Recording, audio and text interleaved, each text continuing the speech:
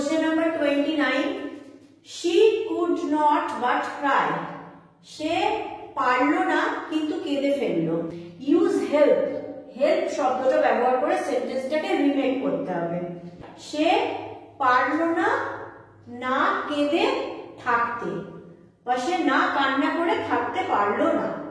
Number 30. One word more and I will drive out of this room. আরো একটা শব্দ এবং আমি তোমাকে এই ঘর থেকে বাইরে বার করে দেবো।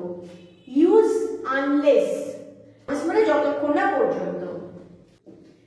Shut up, চুপ থাকো, unless I will drive out of this room, যতক্ষণ না পর্যন্ত আমি তোমাকে ঘরের বাইরে বার করি ততক্ষণ পর্যন্ত চুপ থাকো। দেখো এই সেন্টেন্স আর এই সেন্টেন্স দুটোর মানে কিন্তু এক। 31. He is too miserly to help you. সে হয় ভীষণ কৃপণ তোমাকে হেল্প করার ক্ষেত্রে বা তোমাকে সাহায্য করতে। এটাকে নেগেটিভে কনভার্ট করতে বলেছে।